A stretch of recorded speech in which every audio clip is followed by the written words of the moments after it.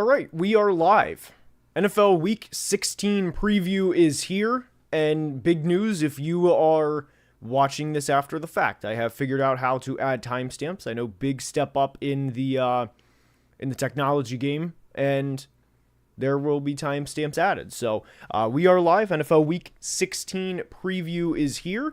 I'm going to go ahead and tweet out the link as we always do. And there is a lot of football to discuss today, and I'm actually really looking forward to diving in. And what's up, everybody? How we doing? What's up, Jay? How we doing? Finally caught a live. All right, the comments are streaming in now. It was a little like pause. I was not confused, but I was just like, am I actually live? But we are in fact live. Let me go ahead and just tweet the link out. What's up, Daniel? How we doing? NFL Week 16 preview. And like I said, if you are watching this after the fact, I have figured out how to add timestamps. So let's go ahead and tweet the link out, and we are live. Nick, DM me is what I would say. DM me. That's a lot to dive into. But DM me. Instagram, Twitter, either one. Let me know. Texans fan, howdy. What's up? Love the howdy. I love a good howdy. So I love that. But here we are. We are starting off. We're going chronological order. So we're going Saturday and then on. So we are starting off with the Texans game. The Texans, big game for both teams here. As we know, Patrick Mahomes injured last week. A lot of people were saying, oh, hey, he's being dramatic, whatever. I always think that that's blown out of proportion whenever people are saying that a player is being dramatic, especially when he was high load the way he is. I would say if you want to go get high load by 200-300 pound linemen, let me know how that goes. It's not going to go well for the average person. So I'm not a big fan of when people claim that that's just, for like the attention. But anyway, we have the 9-5 Texans versus the 13-1 Chiefs. Kansas City's favored by 3.5. Nick on Instagram, but that's what's up. What did you think about the game last night, Taylor? I promise we will get to that in a minute. But the Texans had a good team win last week. I was really impressed with their defense. I would recommend, the biggest thing that I would recommend for Patrick Mahomes to not do is continuously test Derek Stingley. And I don't know why teams still test Derek Stingley. Tua found that out the hard way last week, and that is one thing that I will never understand is why they are testing one of the best corners in football. And after 2022, there was a conversation of, okay, Sauce Gardner, first team All-Pro, did the Texans make a mistake? But nobody's having that conversation now. Both teams are very satisfied with their corners. But when you look at the Texans right now, their situation offensively scares me, especially with the way, their offense has won 30-point game since week 7, and that was against the Cowboys. That was on the Monday night game. That was against a team that was reeling at that point. The Texans, to me, have been a little underwhelming relative to the expectations they had entering the 2024 season. And their game last week against the Dolphins was off a bye. They only had 181 yards of offense. Bobby Slowick has also been a bit underwhelming to me. And the thing is with the Chiefs, and what I generally do not do is bet against the Chiefs. Cole, I do need to. I know you're in here. I know you're in here, Cole. I'm pretty sure. Correct me if I'm wrong, but I'm pretty sure that Marquise Brown is making his debut. For this game. The thing is the Chiefs won last week 21-7.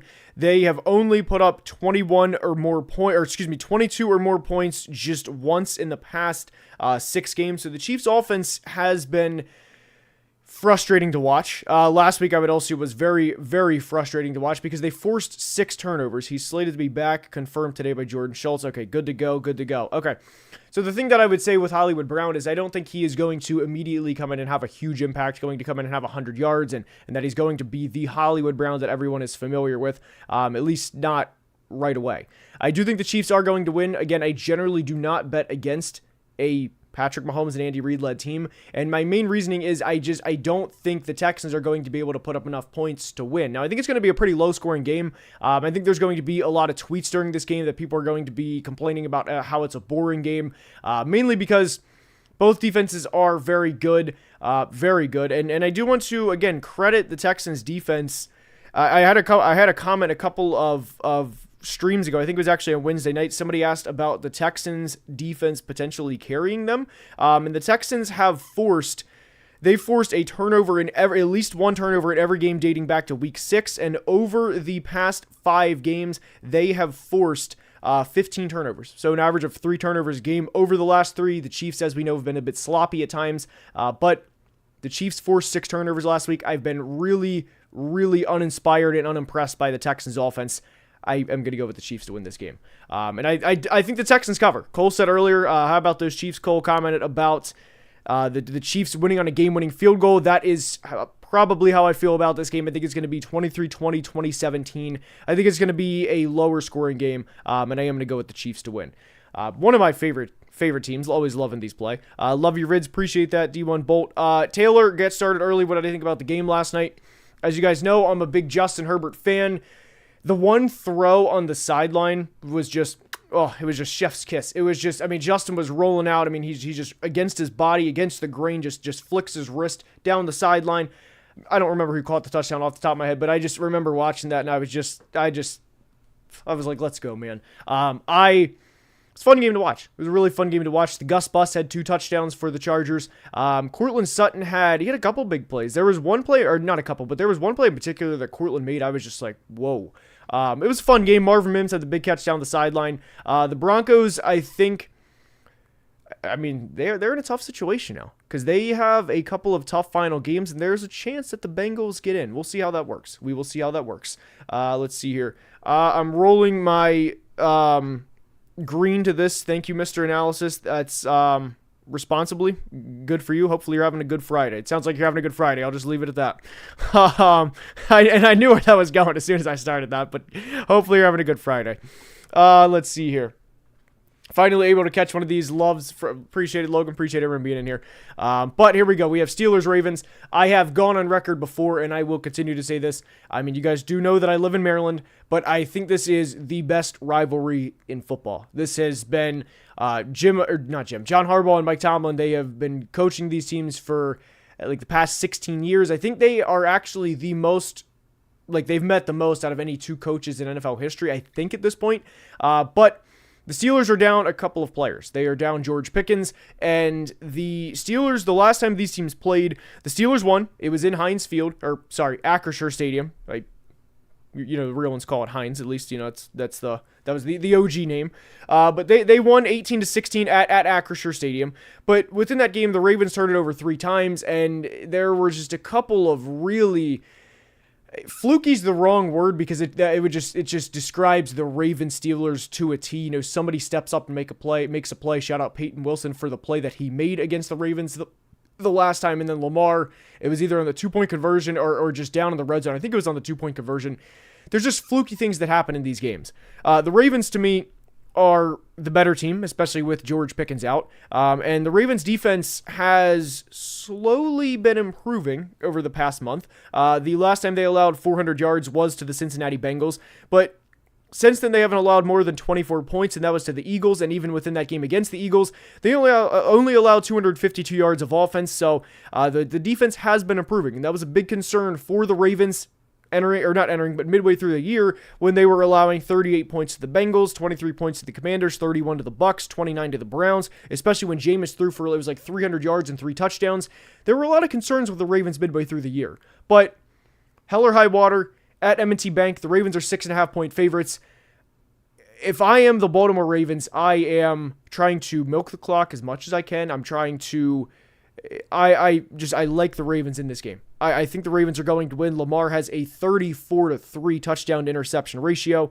I am doing everything I can to stop the run, which the Ravens have the number 1 rush defense in football. They've allowed the fewest yards and the fewest yards per carry out of any team in the NFL this year. It was the Vikings for a lot of the year. Now it's the Ravens. The Vikings have quietly allowed 100-yard rushing games in the past 3 to be exact. But I'm doing everything I can to make Russ beat me without George Pickens, and I think they're going to do that. Zach Orr has improved over the past couple of weeks. The defense has been improving. Give me the Ravens, and give me MVP candidate Lamar Jackson and the Ravens to win. All right, let's see here. Let's go with a couple comments here. It was a 2-point conversion. Good call, JB. Good call. I think the Ravens are a bit better. I do too at this point, especially with no GP. That's huge. That is huge. Let's see here. Who should I start in fantasy? Lamar or Mahomes? I'd probably go Lamar. Video game docs. We know them and they know us. Always makes this game a toss-up, even though I don't have confidence without Pickens. That's a great point. If there's ever a game we know them, they know us. The literal textbook Merriam-Webster is Steelers-Ravens. Let's see here. Love your Pats video. Thank you for addressing everything. No problem, man. Appreciate it. Glad you enjoyed. Let's see here. Feel like the Steelers just own the Ravens. We'll see. We'll see. I think the Ravens are going to win this one. What are their comments? Justin, also Micah wants to be in Philly. It's interesting. I know the Ravens beat them, but do you think the Ravens are better than the Bills right now? I would say wait till, oh man. If I had to answer who would win a playoff game right now, I think I'd go Buffalo. I think I'd go Buffalo right now. But I think the Bills' run defense would definitely shore up compared to where it was the last time those teams played. I mean, because they ran the ball. I mean, that was the King Henry. That was like the 90-yard rushing touchdown game. But let's go ahead and move on to just an all-time clash here. We have AFC South. We have Titans Colts. BB says, I'm going to the Lions game. Well, if you are going to the Lions game, I'm just saying, if you don't have tickets yet, game time. Promo code analysis, $20 off your first order. Just saying. I'm just saying. Have to self-plug there. All right, here we go. Titans, Colts. We have a big one here because Will Levis was officially benched last week. And I'll be honest, I have been a little higher on Will Levis than a lot of people. And I still think that Levis has the tools to be an NFL quarterback. I really do. Now, I think the talent is there. And I don't think anybody would deny that the talent is there, but the consistency is definitely something else, although the same definitely applies to the Colts quarterback as well. Indy is favored in this game by 3.5. And this is, I mean, the Titans are coming off of, I mean, I know they lost by 10, and teams have suffered a lot worse than 10-point losses over the course of the 2024 regular season. But the loss last week to Cincinnati was brutal, man. I mean, it was brutal. They turned the ball over 6 times. They did not look good at all. And this was just very, very frustrating for the Titans. And the Titans are going with, I'm pretty sure they're going with Mason Rudolph in this game. I mean, they're 3-11. My hope for the Titans at this point is to just not win games because they need the high draft pick. And we are in a generational tankathon right now, because there's like a quarter of the league. There's like 8 teams that have 4 wins or less. So my honest hope for the Titans, and there's an ultimate tankathon game later that we'll discuss in the stream. I just hope the Titans don't win this game. This is borderline. I mean, the Colts had to win last week. They played pretty bad all in all. Although the big swing was the Jonathan Taylor drop at the goal line, and then the Nick Benito, it was technically a fumble return for a touchdown, but it was on the rear end of a flea flicker, so it was ruled a fumble, but it was like a pick six. If you saw the play, you know what I'm talking about. The thing is, the Colts, to me, just an all-around frustrating team. They had 5 turnovers last week. They had 2 turnovers the week before that, and the game before that, and that was against New England before the bye week. The Colts came off their bye week last week, lost by 18 points on the road, and just an all-time an all-time swing from Jonathan Taylor to the Adonai Mitchell pick 6, fumble 6 is how it was ruled. I'm going to go with the Colts to win this game. I don't feel confident. And if you do one of those brackets where you have to like do the 1 through 16 in terms of like the confidence, I would put this at around a 2. The Titans, for me at this point, I'm hoping they lose. Although I have said before, I think they're talent-wise better than a 3-11 team. I think they are not a bad football team, and I worry about their future. I've also went on record saying that, but I am going to go with the Colts to win this one. But let's see what Justin said. Justin, we have a super chat. It might be time to have a conversation about the Jets. When Joe Douglas goes on record saying, I take orders from a teenager, there is a problem. There's a lot of problems with the Jets, and we'll get to them in a minute for sure, but there is a lot. There's a lot of problems with the Jets. A good benching does wonders. Just look at Bryce. I would agree with that. Levis he's frustrating, man. I mean, they had 6 turnovers last week. Both of these teams, though, are coming off of very ugly games. I wouldn't be surprised if there's 7 or 8 turnovers combined in this game from both sides. Anthony Richardson, I was really high on him entering the year. I am going to go with the Colts to win this game, mainly because it's a playoff game. Their playoff chances are technically still alive. And this is, I thought we'd get the best out of him last week, but this is really, I think there's potential for Shane Steichen's job to be on the line if they come out flat in this game, and if they were to finish the year 6-11, and if they were to finish the year on just 4 straight losses. Not that it is, but I think there's potential for it. But this is not a great game here. I'll just be honest. Now we have another game here, certainly a game. Although this is an interesting one because we have Drew Lock versus Michael Penix. Michael Penix is making his starting NFL debut because Kirk was benched. And I do want to go to Kirk Cousins' stats over the past couple of games. Kirk was on an all-time bad stretch. And unfortunately for Kirk, the Falcons selected, as we know, Michael Penix with the 8th overall pick in the 2024 draft. And the Falcons, credit to them, they look like not geniuses, but they look pretty smart at this point in time. And Kirk, based off of his last 5 games, if you go on a full 17-game span, he would be on pace for, not exaggerating, 3 touchdowns to 31 interceptions, although he would have 4,000 yards, so credit where it's due, 4,000-yard passer, and a passer rating of 63.8. Kirk in his last 5 games, 1 touchdown to 9 interceptions. A change had to be made. They barely beat the Raiders. Kirk was 11 of 17 for 112 yards, 1 touchdown, and 1 interception against the Raiders. And that was a very, very bad game. That was just all around. It was an all-time pan to the crowd game. There were a lot of just football fans, football characters at the game. Very fun game to watch, but not a good product from either team. But I look at the Giants entering this game. I think it would be incredibly Giants to, at this point, be 2-12 on the year. And without Dexter Lawrence, with a very poor offensive line, without your franchise left tackle, in a game that nobody, it just means nothing. I mean, it means nothing. It would be very Giants to win this game, to go from the 2nd pick in the draft to maybe the 6th or 7th pick in the draft by winning this game. And when you look at the Giants' final schedule, they play at Atlanta, home against Indy, and at Philly. Philly, I think they're going to have something to play for, so that would definitely be a loss. But I really would not put it past the Giants to win against the Falcons and then win against the Colts. I am going to go with Atlanta. I mean, they're favored by 8.5 for a reason. I am very, very excited for Michael Penix. I think Michael Penix is a tremendous quarterback, and there's an argument right now to be made right now. This is definitely reactionary as to everything that's happened. I'm just pointing it out. But Rome Odunze was a tremendous prospect coming out of Washington, and I would argue that he's had slightly underwhelming of a rookie year, at least based on the prospect that we thought he was, and as a top 10 pick. Jalen Polk has definitely had a disappointing year, although Jalen McMillan has played really well in Tampa, but there's an argument to be made that Michael Penix made that entire offense go. And I'm eager to see Michael Penix with Bijan Robinson, with Tyler Algier, with Drake London, and I will say this, if I do have one hot take at all, that I'm not going to quit, I still think Kyle Pitts can be a good tight end in the NFL. And I know there's going to be people that are sick of it, but Kyle Pitts was one of 2 tight ends in NFL history to go for over 1,000 yards in his rookie year. Brock Bowers will soon be 3, but at the time it was 2. It was Kyle Pitts in 2021 and Mike Ditka all the way back in 1961. Twice in 60 years. I'm not giving up hope on a 24-year-old tight end and just saying he's washed. He doesn't have it anymore. So I'm going to be interested to see how Kyle Pitts plays over the course of the final couple of games, but not surprisingly, I'm going to go with the Falcons to win this game. Kyle Pitts believer confirmed, 100%. 100%. All right, let's take a look at some comments here. All right, Giants winning this week, I wouldn't doubt it. I really wouldn't doubt it at all.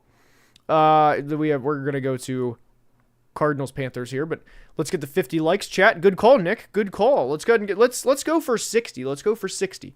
Pitts might just need a change of scenery. I do agree with that. I 100% agree with that. It's just frustrating. It is so frustrating seeing a player have that type of talent and then just withered away for the next couple of years. So I do think Pitts definitely needs a change of scenery. But I'm not giving up hope. I'm not giving up hope on Kyle Pitts. Yeah, 7-7 Panthers. I know. Let me just. There we go. I know the graphic is a little off. That's fine. Actually, I'm not going to do that. We're just going to keep it. I know the Panthers graphic is a little off. I know.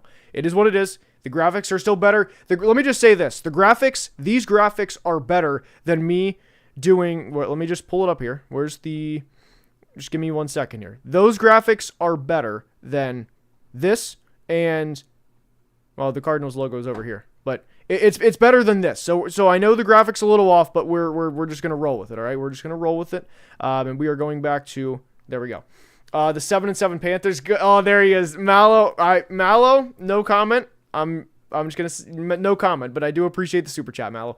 But we have Cardinals Panthers, and this is a playoff game for the Cardinals because the division hope is still, like, they can still win the division.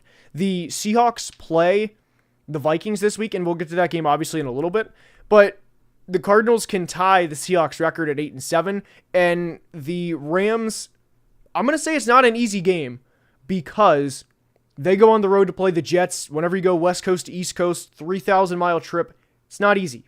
It's not easy for anybody. And the Jets looked really, really good last week. So it's not an easy game for the Rams. And I would argue out of the three teams contending for the NFC West title, the Seahawks, Rams, and of course Cardinals, that I would say the Cardinals have the easiest of the three. Obviously, the Seahawks, like we said, play the Vikings, and the Rams play the Jets on the road. Cardinals are favored by 4.5. And the one thing that I'm going to be paying attention to for we'll get to the Panthers in a minute. But the Cardinals in this game, I just want to see continued success on the ground. They've ran for over 120 yards as a team each of the past 3 games. That was the whole long-term play for the Cardinals. Whenever they hire Jonathan Gannon, that was the play. We're going to be a physical team. We're going to kind of be a mini Lions. And we saw that last week with James Conner, and then Trey Benson has, I would say, underwhelmed for his rookie year, but James Conner's been really good. But the long-term play for the Cardinals was to always be kind of like a mini Lions. Let's just, not to emulate them specifically, but let's just ground and pound. Let's wear teams down, knock down 7 times, stand up 8 type mentality. And the thing with the Cardinals this week is it's going to be a cold game. I don't know if you guys saw the Kyler Murray press conference. There was talks about it's going to be cold this week, and Kyler asked how cold. They said 35, and then Kyler kind of shrugged it off, and then he said crap, and then everybody laughed. It was pretty funny.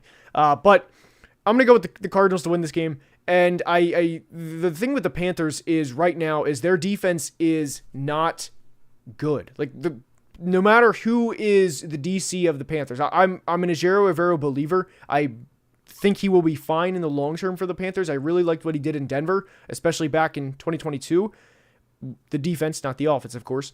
But when you look at the Panthers roster, if you don't know anybody right now, I would challenge you to name a couple of players on their defense because it is thin on the defense right now. So give the Panthers an offseason to actually rebuild and actually let Dan Morgan cook and give him an offseason to actually rebuild. I'm also going to be really paying attention to in this game to see how Bryce Young and the Panthers rebound after a very bad game last week against the Cowboys.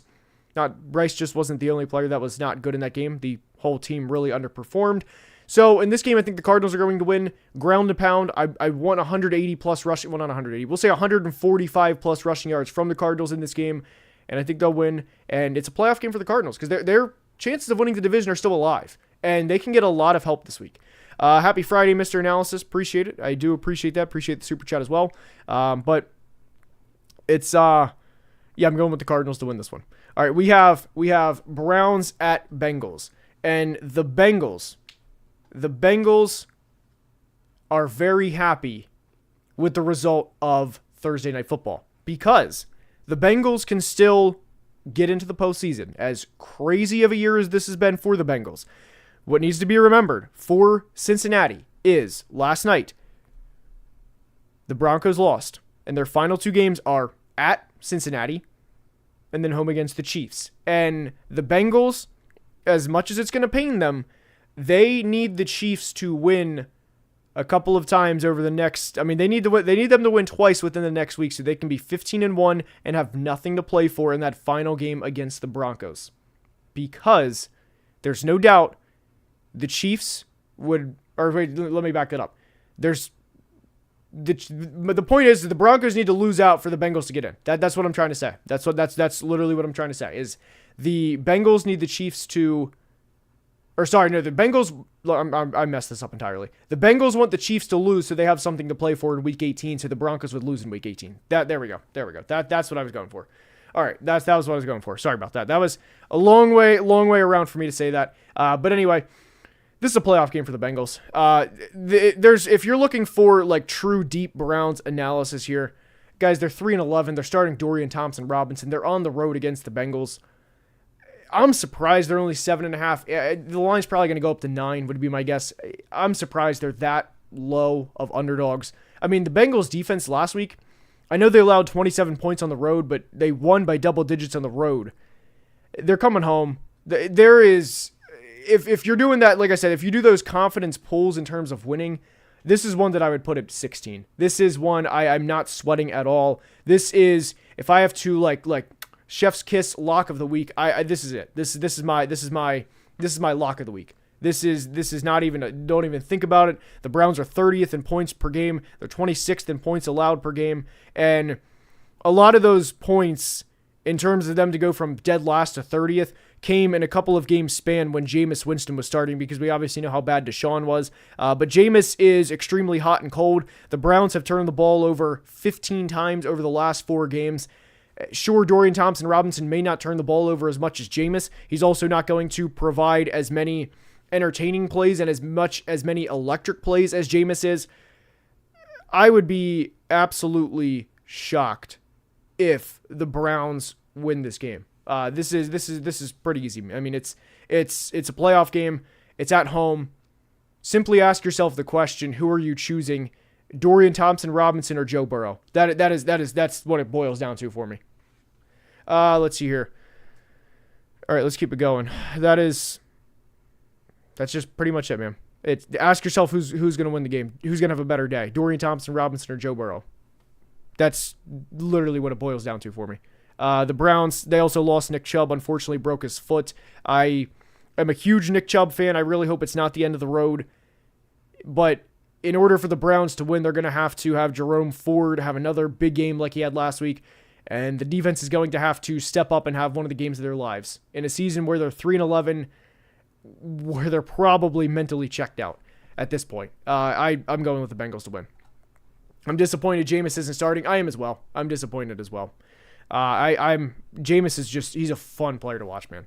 Now we have Lions Bears. This is one I'm going to put a poll up for, because as we know, the Lions are not just injured, they are just beyond a normal level of injured. I mean, they lost Aiden Hutchinson, they lost Aleem McNeil, they lost Afati Melifonwu, they lost Alex Anzalone, they lost, there's several guys I'm forgetting, not a couple, I'm forgetting several players off the top of my head. Lions fans, please let me know who I'm forgetting, because there's a lot. And there was a whole graphic in terms of, I'm actually going to go ahead and search this on Twitter there was a whole graphic in terms of Lions players.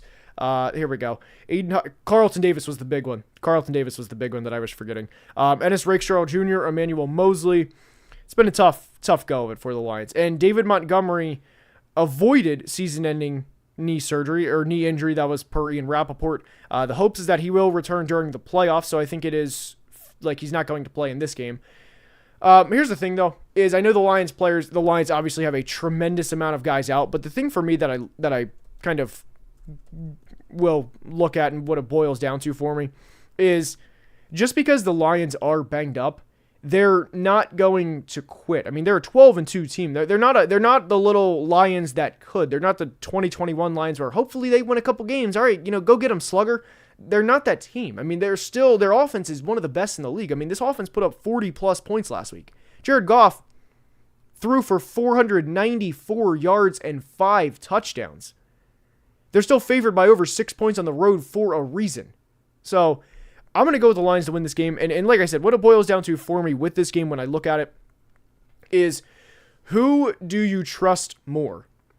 Jared Goff versus Jared Goff, but the Lions offense versus a starting Bears defense, or the Bears with what we've seen from them over the past couple of weeks versus an injured Lions defense. And I am going to trust Ben Johnson, Jared Goff, Jahmyr Gibbs, J-Mo, Amon-Ra, Sam Laporta, and everybody else, no David Montgomery, but everybody else over the Bears in this one every time. Bears upset here would be crazy. It would also be amazing for the Eagles. There's another team it would be pretty good for. I'm not going to say who. It would be pretty good for another team. I'm just saying. I'm just saying it would be pretty good for another team. But a Bears upset would be crazy. I would be shocked. I mean, I wouldn't be as shocked as like the Browns beating the Bengals this week. But like I said, for me, what it boils down to is who do you trust more? Caleb Williams, who struggled a lot this year at times. I know the numbers don't look particularly bad for Caleb, as his numbers actually are pretty respectable. For reference, Caleb has 17 touchdowns to 5 interceptions on the year. He has over 2,900 passing yards, 87.7 passer rating. Certainly not bad for a rookie quarterback, especially the 5 interceptions. That's what CJ Stroud had in 2023, and obviously CJ was rightfully praised like he should have been. But I don't trust the Bears more than I trust the Lions offense, and that's what it boils down to for me. In an alternate universe, the Eagles, Vikings, and Lions all lose this weekend. Hopefully not. Would be even better for the Vikings. Good call. You said it, not me. With the highs and lows we've seen from Darnold come playoffs, which side do you think we're more likely to see? 5 TDs or 3 interceptions? Honestly, I hate to give you this answer, but it kind of just depends on like who we play and who, you know, what the situation is and all that. So we'll see. To be fair, there is a world where the Eagles win the tiebreaker there, though not likely.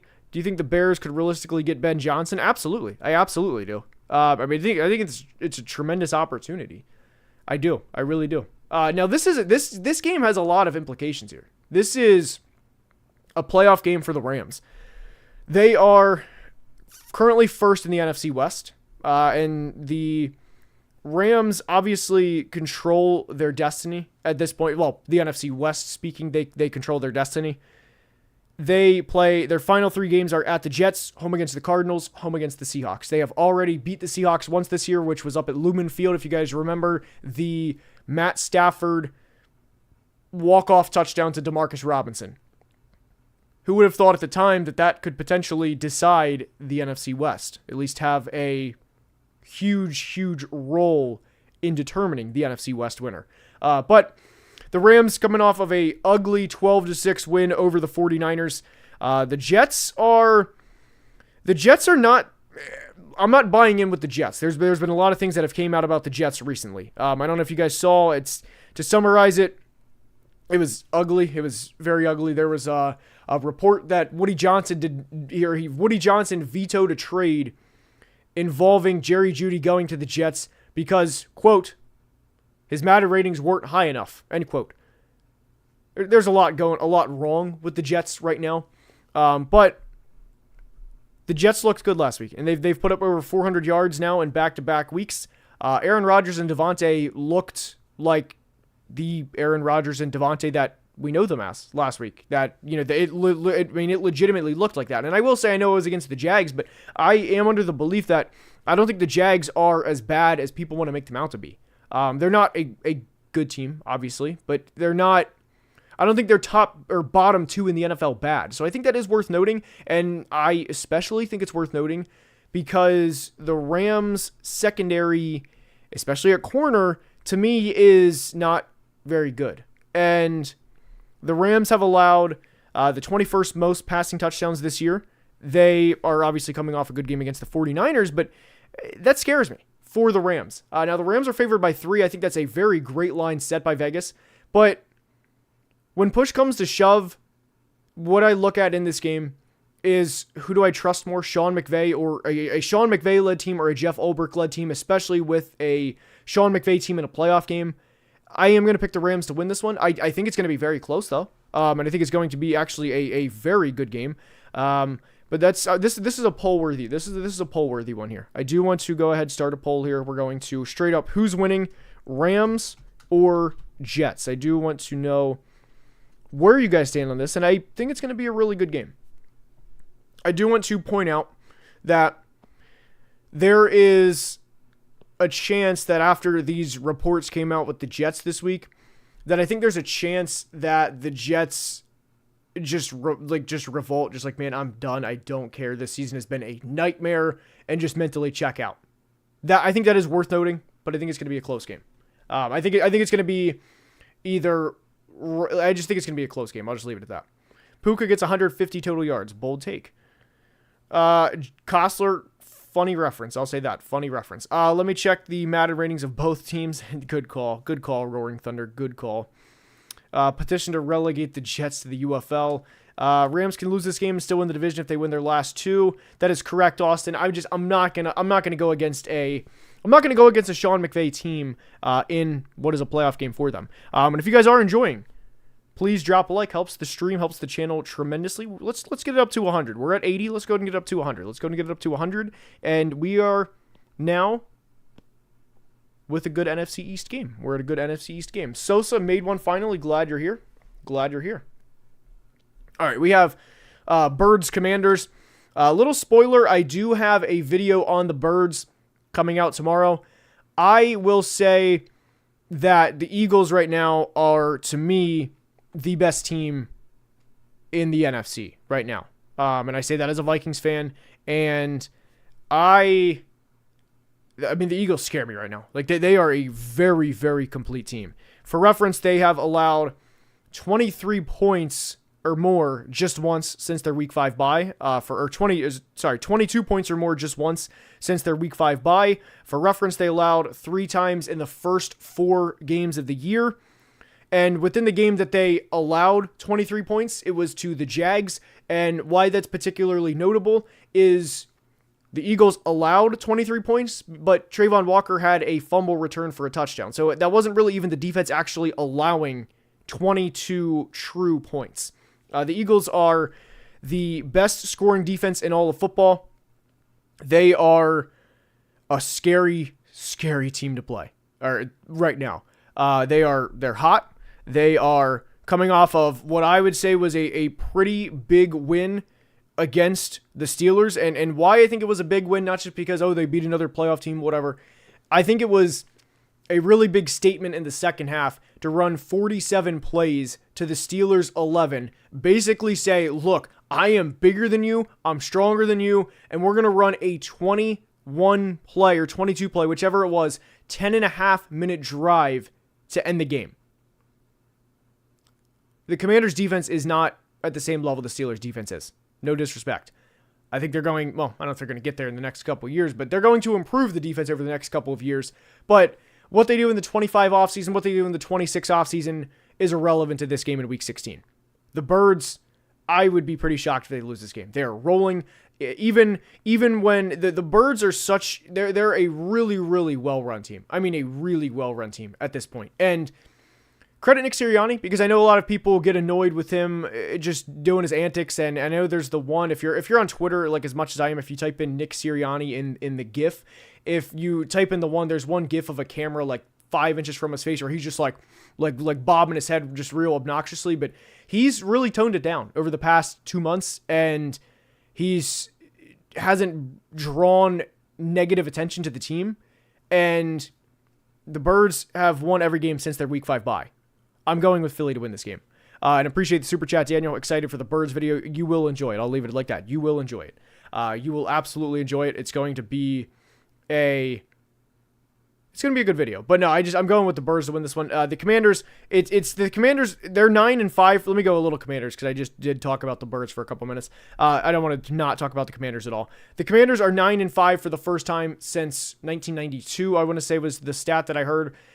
They won last week 20-19 against the Saints. I know you have no control over who you play, and you have to play who's in front of you. But the Commanders, here's their last 5 or 6 wins.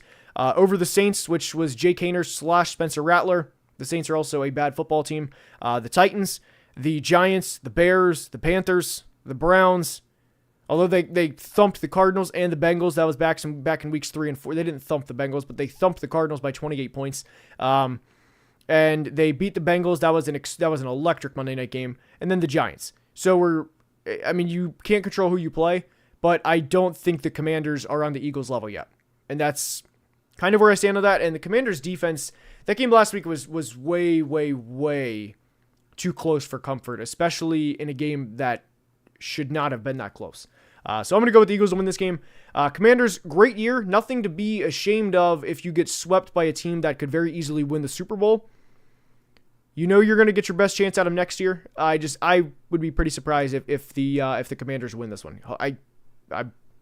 I hope they do. I hope they do. I hope the Commanders keep the rebuild going, and it'd be big for the Commanders. I'll just leave it at that. No other reason. It would be good for the Commanders to beat the Eagles, and I'll just leave it at that.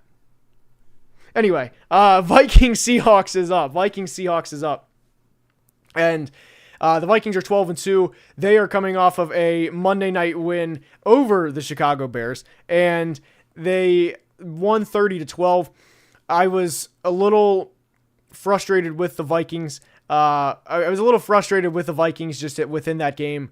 They kind of like slept through the second and third quarter. Just there were sloppy penalties. It's hard to get too upset about a game in which you win by 3 scores. But I thought it was a little sloppy. But the Seahawks, I do have a lot of concerns with a lot. The thing with the Seahawks right now, and Daniel, by the way, I'm half joking, but it's for number 1 seed purposes. But anyway, for number 1 seed purposes. But here's the deal. The Seahawks concern me because Geno, I would be pretty surprised. I'm not a doctor. I don't claim to be one, but I would think we can all agree that I'd be pretty surprised if Geno is close to 100%. We are definitely at the point in the year where nobody is 100%, and Geno left the game last week, did not return. Geno was playing in this game. The difference between Geno and Sam Howell is enormous. We saw that last week. But why I am a little leery, or why I'm a little concerned with the Seahawks is Geno's red zone interceptions have been a problem all year. I think specifically back to the Buffalo game, that was a huge momentum change for the Seahawks. And that game was not the prettiest final score. I think the Bills won by 21 points. Could have been a lot better than it was. But Brian Flores' defense has been good all year. And again, they were playing the Bears last week, so that's definitely worth noting, but they're the second defense in total points against. They're second in every rushing defensive category: rushing attempts against, rushing yards, touchdowns, and yards per carry against. And the Vikings defense really stepped up last week. Again, it was against the Bears, but I struggle to think how Seattle, they're going to try to make Seattle one-dimensional. They're going to basically say, look, not that DK and JSN aren't good, because they are, but they're going to do everything they can to take Charbonnet out of this game. And the Seahawks' interior defensive line is definitely good, led, of course, by the first-round pick Byron Murphy. I do worry about that for the Vikings offensively, because the Vikings' interior is not good with Blake Brandel, Garrett Bradbury, and Dalton Reisner from the left guard to right guard.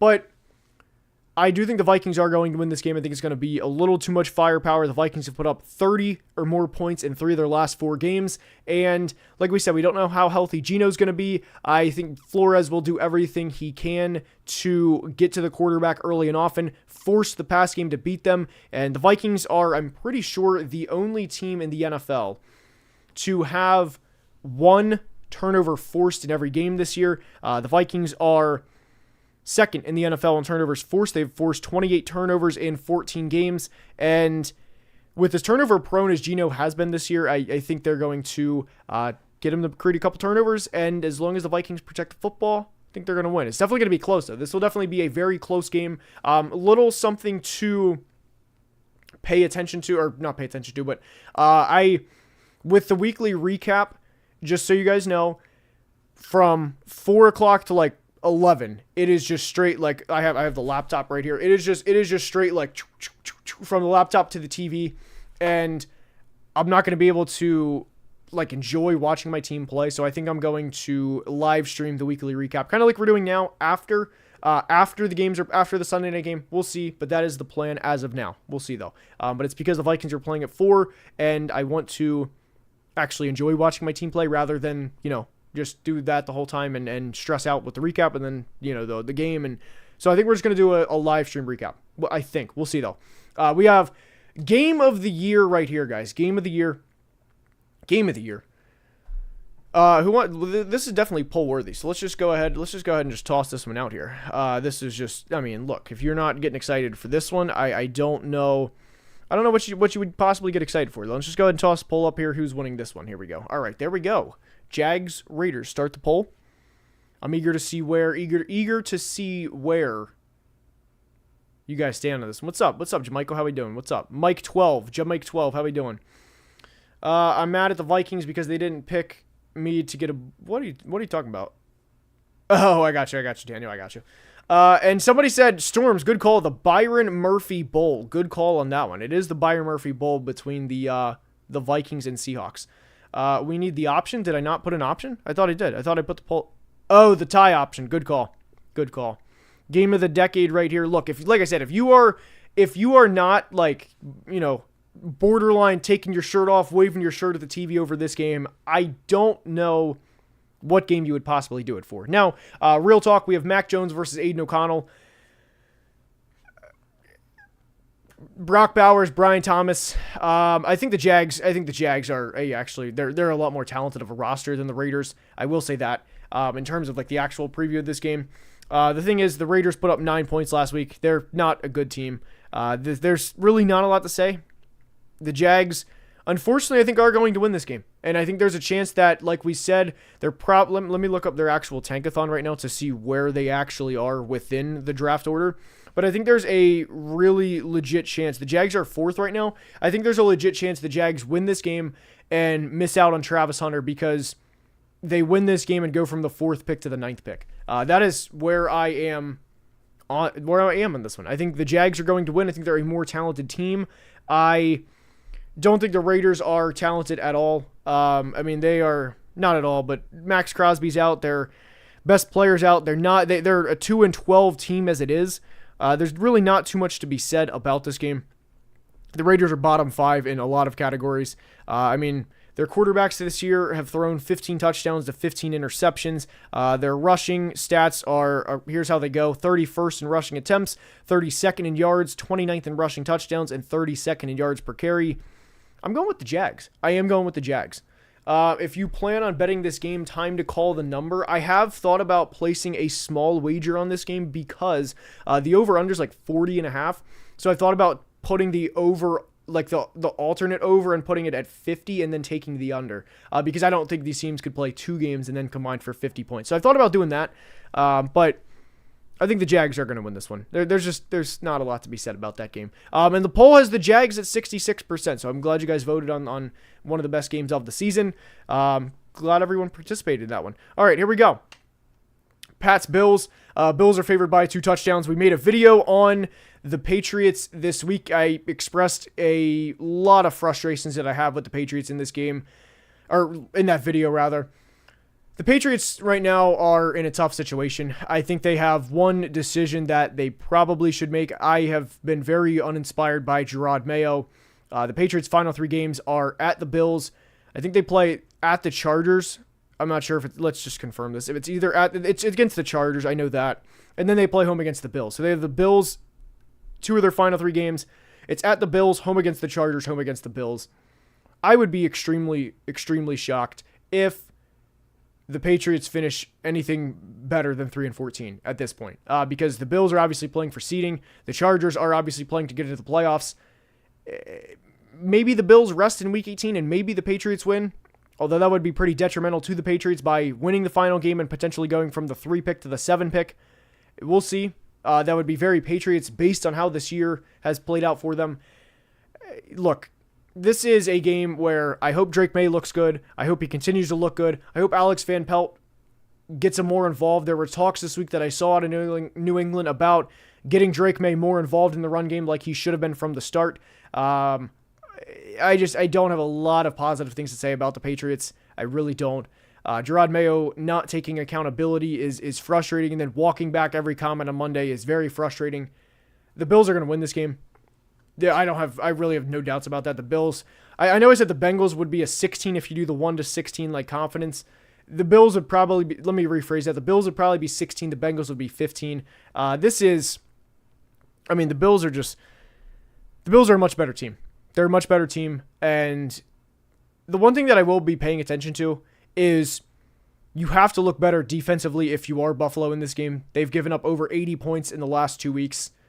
They have to look better to have any sort of confidence going into the postseason. This is a get-right game for the Bills. Obviously, the offense is it's perfect. It's not perfect, but it's a fine-tuned machine right now. The offense is not the problem. The defense has continuously been the problem for the Bills this year, or at least, yeah, I'll say this year, at least in terms of points. They gave up over 30 to the Ravens. They have, like we said, they've given up a lot over the past couple of games. And the defense, let me rephrase that. It's been a problem against like the Rams, the Lions, the Ravens. They gave up 23 to the Texans on the road, over 400 yards in that game. Look, the Bills are going to win. It's a get-right game. Win by double digits. Hold the Patriots under 20 points and move on. And nobody gets hurt in the process. You play the Jets next week, win that one, improve to 13-3 next week, and then go improve to 14-3 against the Patriots in Week 18. The Bills, that's the biggest thing that I'm going to be paying attention to in this game. I have no doubts about Josh Allen, obviously. I think he's going to win the MVP. Get the defense right. Move on. That's all she wrote. All right. Who is our dark horse to make the Hall of Fame? I actually don't know the answer to that right. Let me think about that one. I'll get back to that. Let me get back to that one. But right now, if you guys are enjoying, like I said, please drop a like if you guys are enjoying, and it helps the channel tremendously. And we will be on to a Shanahan tree game. Kyle Shanahan, and then, of course, his former run game coordinator, Mike McDaniel. If I had to, when you think about college bowl games and there's all these, the Boca Raton Bowl, the Motor City Bowl, the Sun Bowl, all those like not like the Fiesta Bowl, not the Rose Bowl, not like the good bowls, like the other bowls, right? This is just like, to me, the disappointing, just the failed to reach expectations in 2024 bowl. And the 49ers, I will at least say that they had a lot of things happen to them, both on and off the field. The Dolphins, of course, had their fair share of injuries as well. Their offensive line is banged up, but heading into the season, the Dolphins' plan was one I never understood, to let guys go along the offensive line and basically say, we're not going to be a tough team, we're going to be a finesse team, and openly say that, and then kind of like the Pikachu shocked meme whenever you actually lose to the big tough teams, like, how could that have happened? How can we not beat the good tough teams? The Dolphins,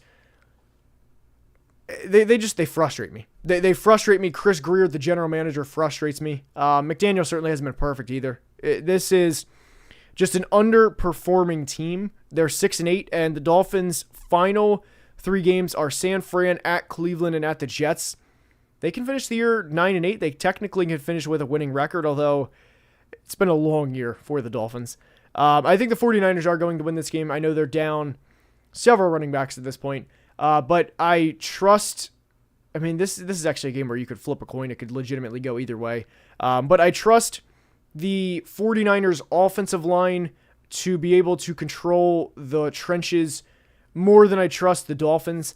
And that's going to be what it pretty much boils down to for me. Like I said, the Dolphins are a soft team up front. They're also down a couple of guys up front, and they're already not a good team up front. And when you're down a couple of guys, that adds up pretty quick. The Dolphins have not ran for 100 yards in a game since all the way back in Week 9, which was on November 3rd against the Bills. They ran for 52 yards last week against the Texans. They had 4 turnovers.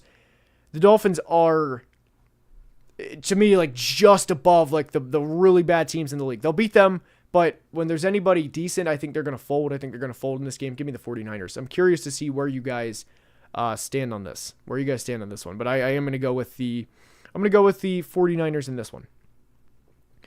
Why are these Garrett Wilson trade rumors happening, and am I missing something where we are in the season? I would just say that the Jets are, I don't want to say the Jets, although they are the Jets. Just first 3 years, Zach Wilson, Mike White, Chris Streveler, now uncertainty with Aaron Rodgers in his future. If I'm Garrett Wilson, you've given the franchise 3 years, and it's been underperformance from the quarterback position, and this year was just it was just a reality TV show. If I'm Garrett Wilson, I wouldn't blame him I wouldn't blame Garrett Wilson for requesting a trade. All right. The Dolphins are a stomp team, beat bad teams, lose to good teams. Yeah, it's about right. We talked about Panthers cards. We did talk about them. We'll talk about them more in a second.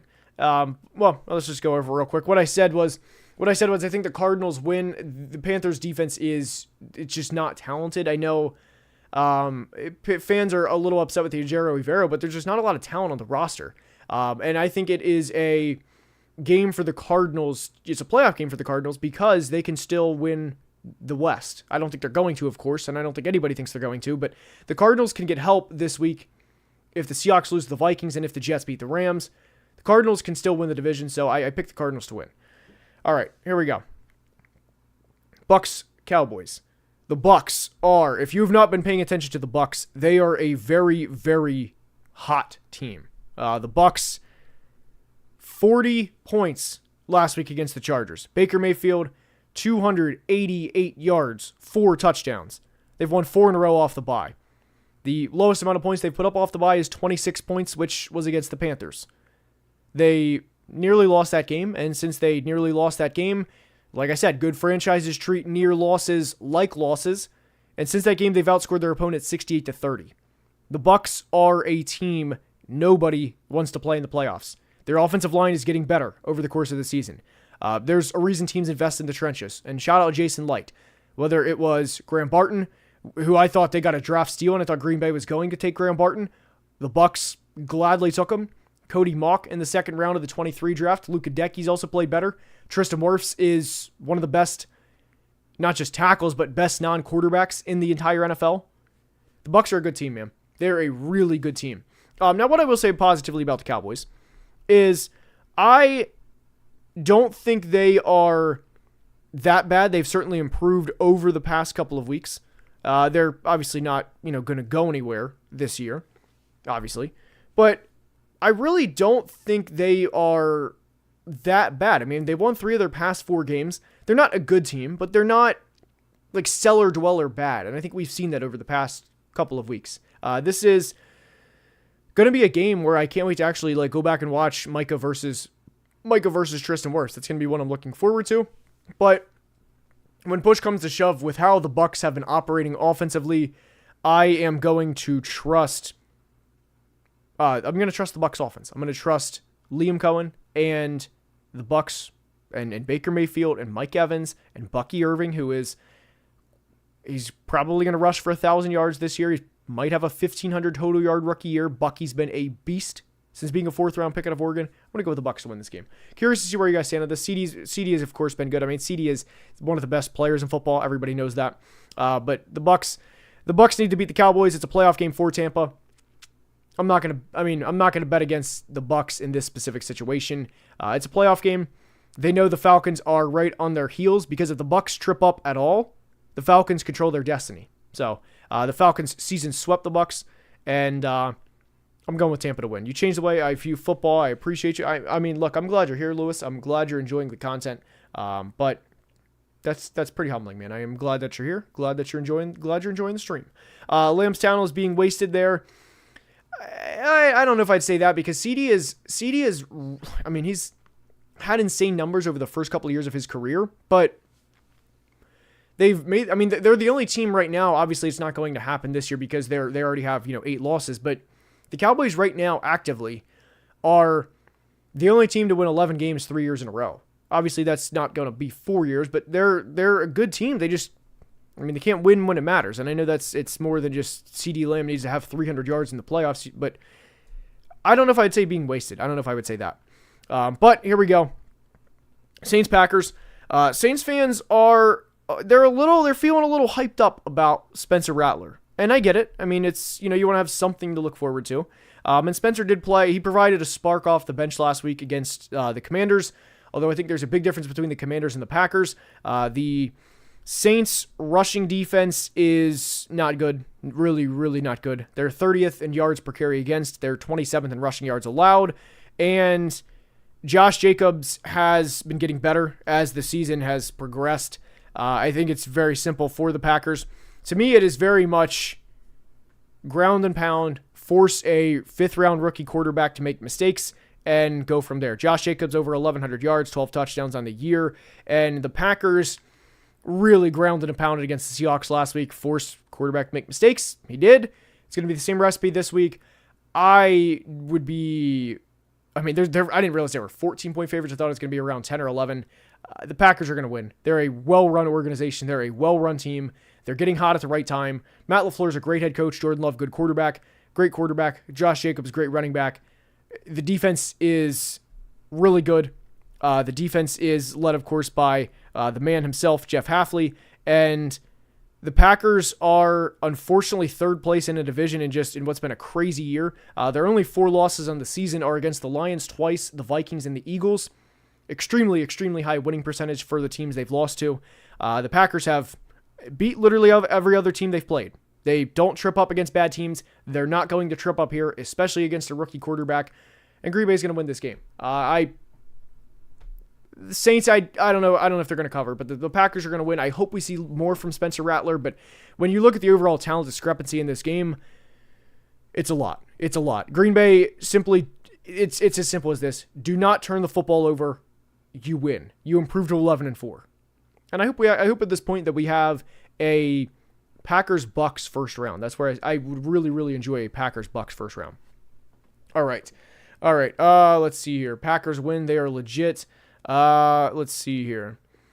New Orleans is going to get absolutely cooked by Josh Jacobs and Jordan Love. Josh Jacobs running for 200 and not 5, but I could see Jacobs going for 100 and a score for sure.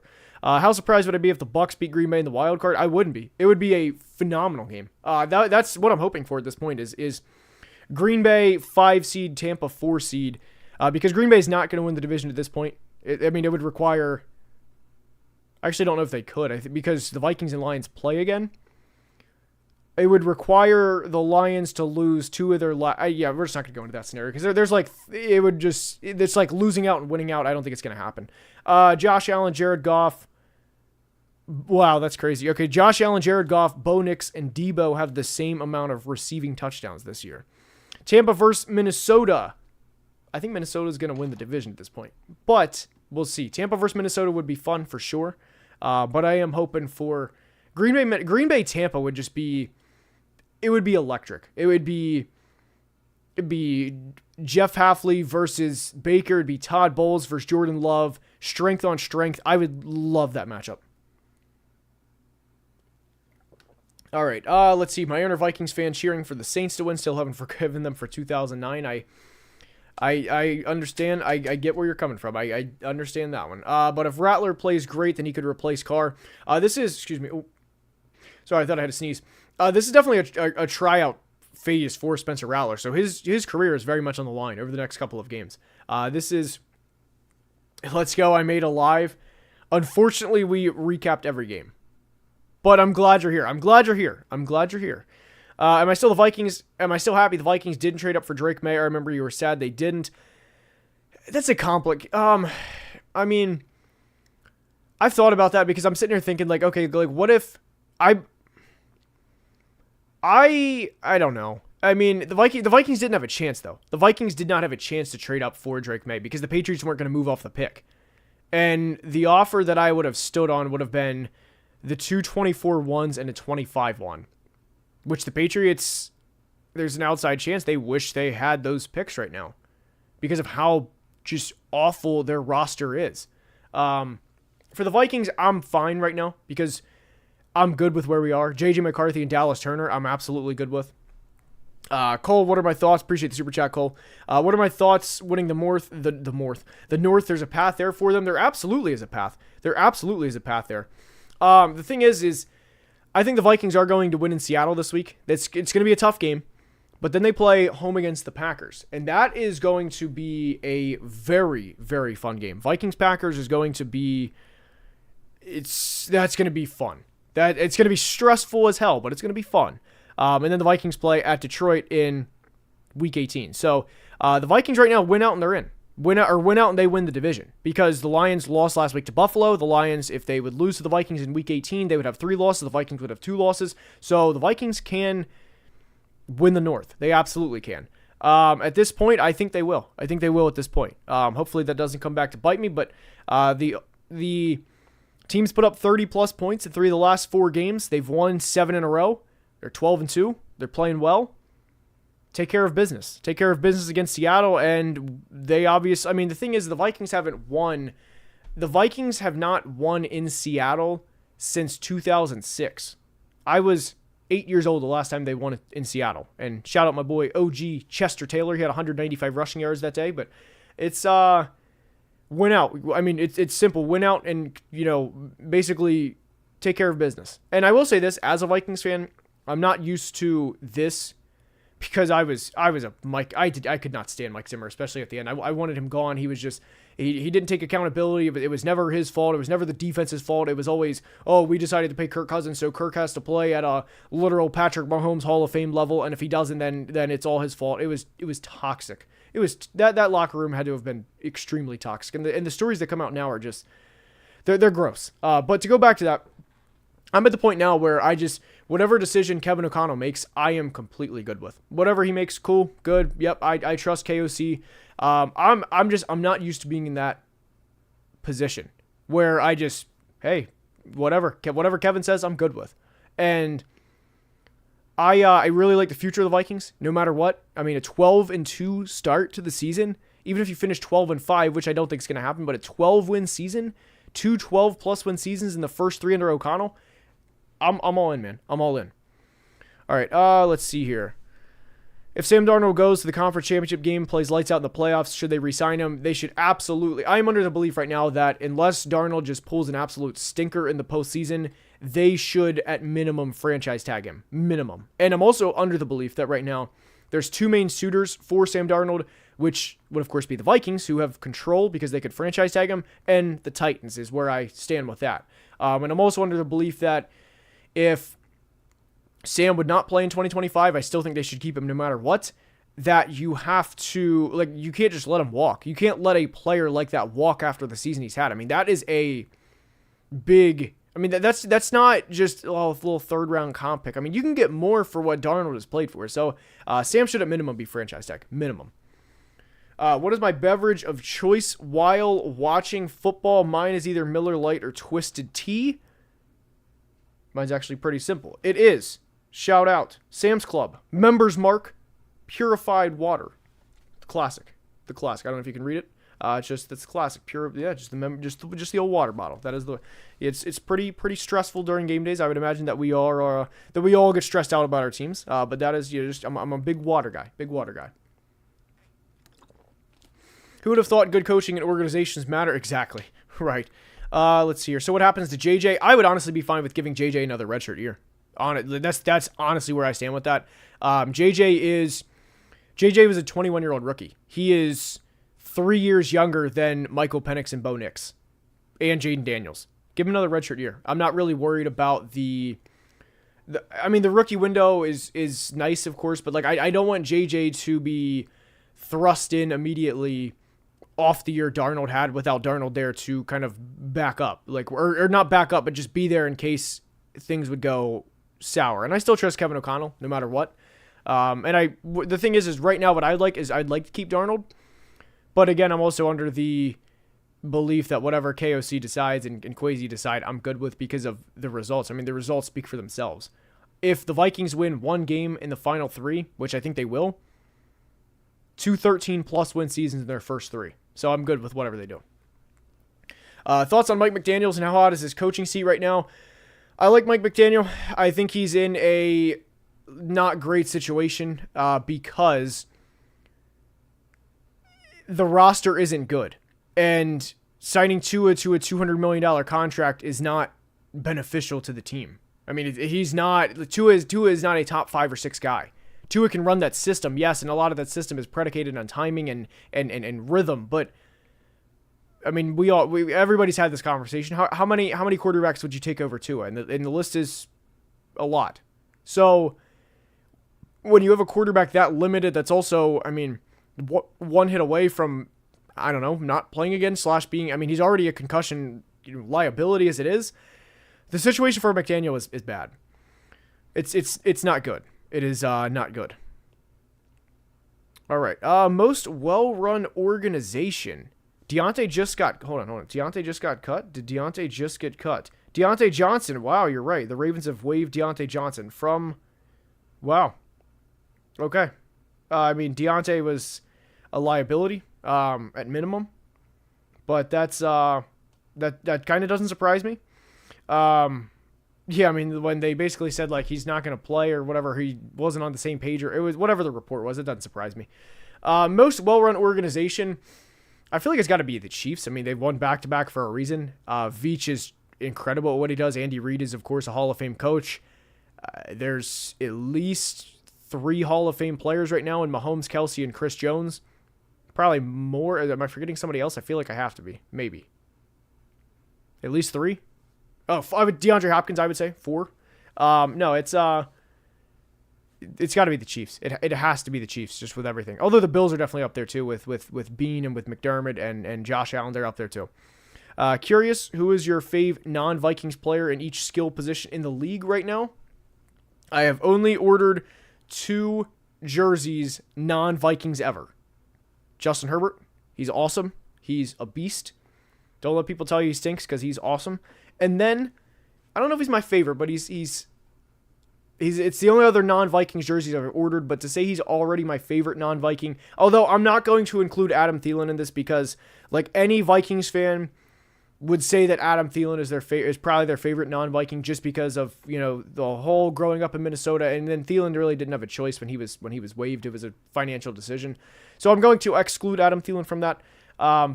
But Brian Thomas Jr. is up there. He's up there. Rome Odunze is also up there. I love Rome. Let me see who else. Trying to think. Those would be the ones. Those would be. Wait, what was the other question? Skill position, running back would definitely be Nick Chubb. Definitely be Nick Chubb. Love Nick Chubb. He's an animal. Favorite. I also like Quentin Nelson, although that's not a skill position. Favorite tight end would probably be. I feel like, why am I blanking? I'm on the spot and I'm blanking. Who is my favorite non-Viking tight end? I'm blanking here, and I don't know why. I'm just trying to think.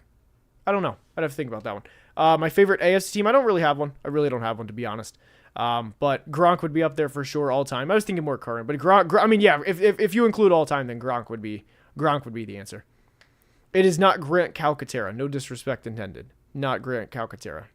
Kyle Pitts is certainly up there. I definitely thought about him. I do love Kyle Pitts.